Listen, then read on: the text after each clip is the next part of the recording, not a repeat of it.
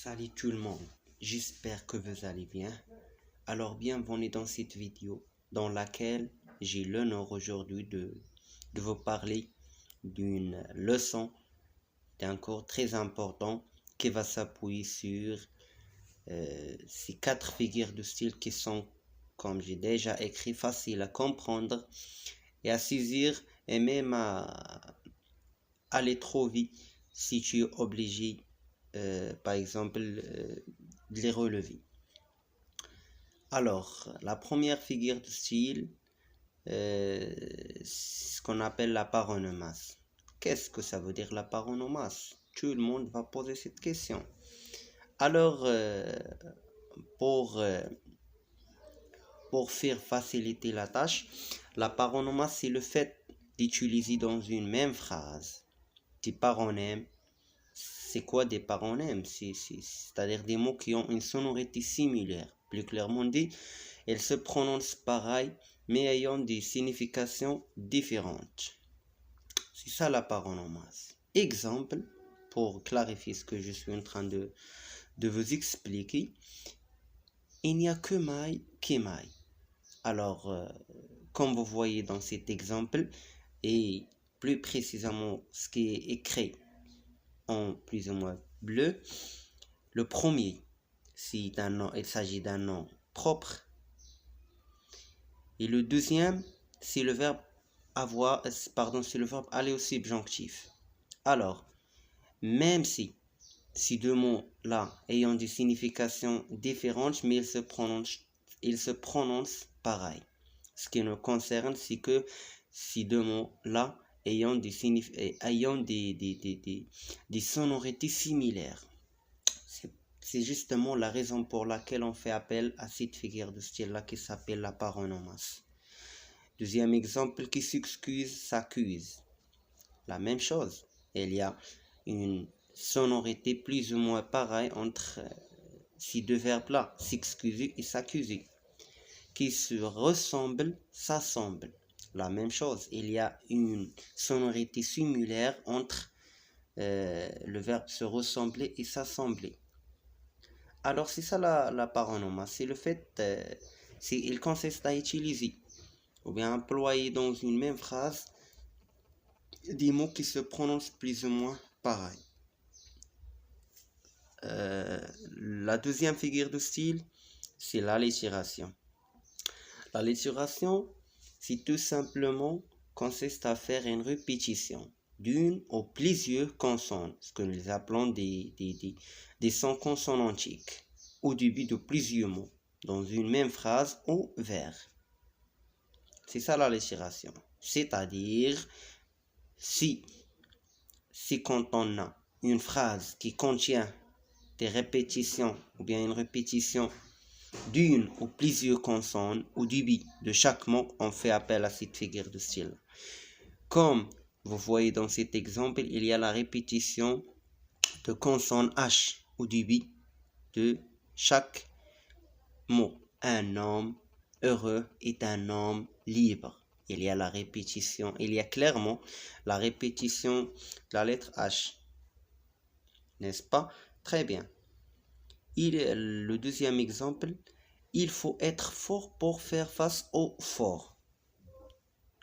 Et il y a aussi la répétition de consonne F. C'est-à-dire il y a 5 répétitions de cette consonne-là. Très bien. Le troisième exemple, pour qui sont ce serpent qui siffle sur vos têtes. Il y a aussi la répétition de la lettre S. Très bien. Ça, c'est l'allitération. En fait, la troisième figure de style qui s'appelle aussi l'assonance, c'est dans cette optique-là, il faut prendre en considération que l'allitération et l'assonance, elles ont seulement une petite nuance.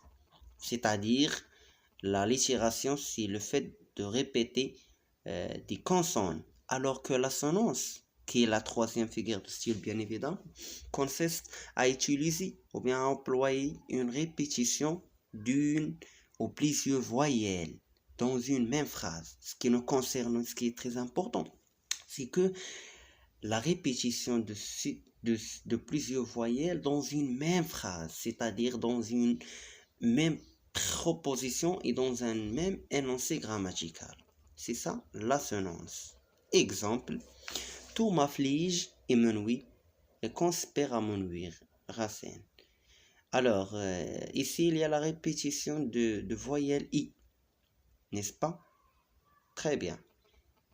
Le deuxième exemple, ou 6 ans, ou château, quelle âme et son défaut.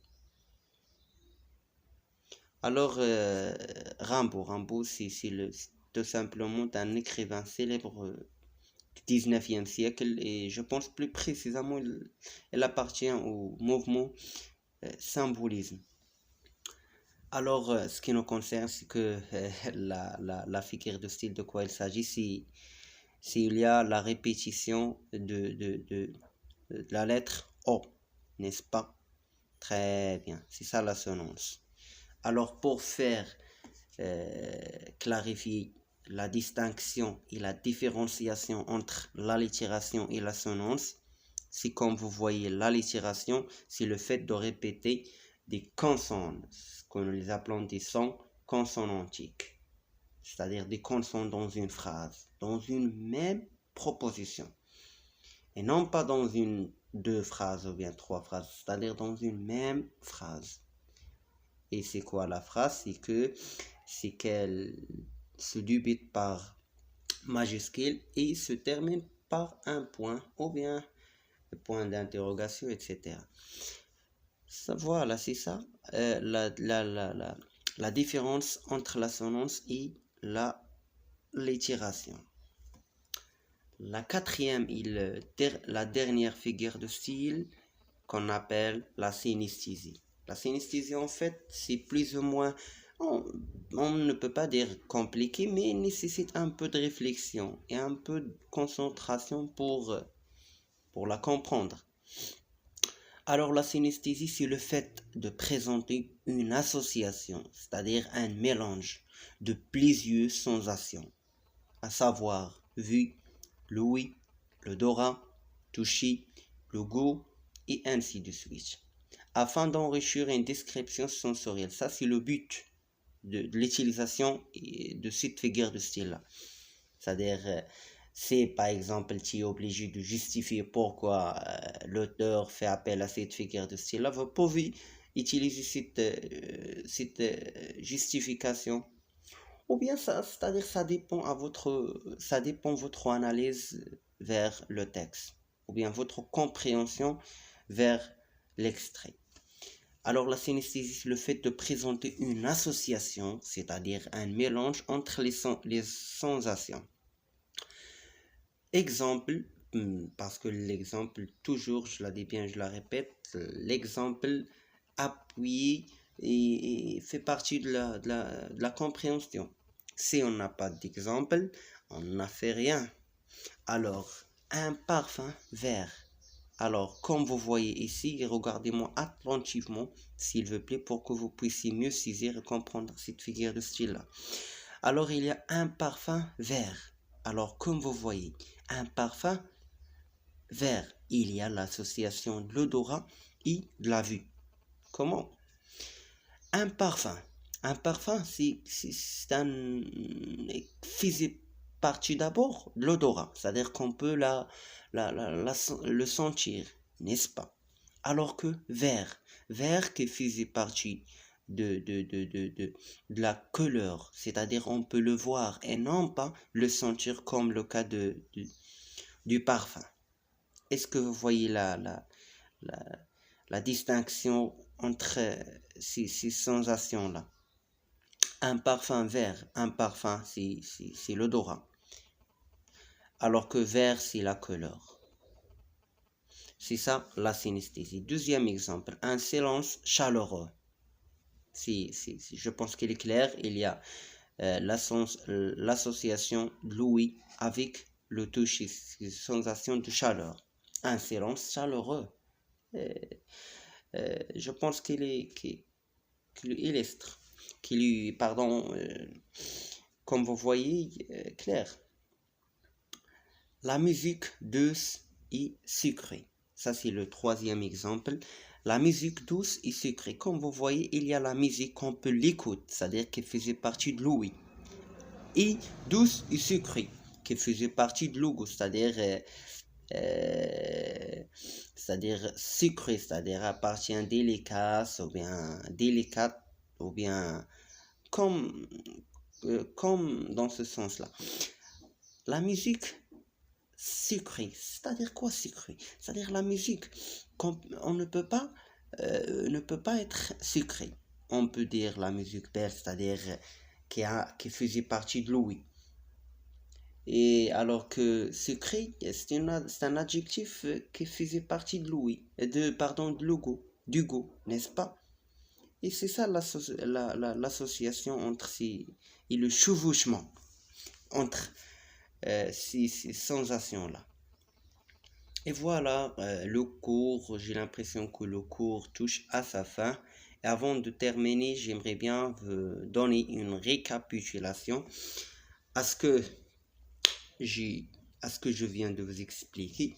Alors, la paronomase, comme vous voyez, c'est le fait d'employer dans une même phrase des paronèmes, c'est-à-dire des mots qui se prononcent pareil. C'est ça la paronomase. Puis, l'allitération. L'allitération, c'est le fait de répéter dans une même phrase des mots qui se prononcent par des mêmes consonnes, ce que nous les appelons des sons consonantiques, comme vous voyez. C'est ça l'allitération, ça consiste à faire une répétition des consonnes, alors que l'assonance, c'est le fait de répéter, ça consiste à faire une répétition d'une ou plusieurs voyelles. Comme vous voyez la distinction et la différenciation entre l'allitération et l'assonance, c'est que l'allitération, c'est le fait de répéter des consonnes, alors que l'assonance, c'est le fait de répéter des voyelles dans une phrase, dans une même phrase. Très très bien. Alors que la synesthésie, c'est le fait de présenter une association, c'est-à-dire un mélange, un chevauchement entre des sensations comme par exemple vue, l'ouïe, l'odorat, toucher, le goût, et ainsi de suite. Alors, voilà, le cours touche à sa fin. J'aimerais bien j'espère que la vidéo vous a été utile et bénéfique. Et voilà, merci beaucoup de votre attention. À la prochaine vidéo, Inch'Allah.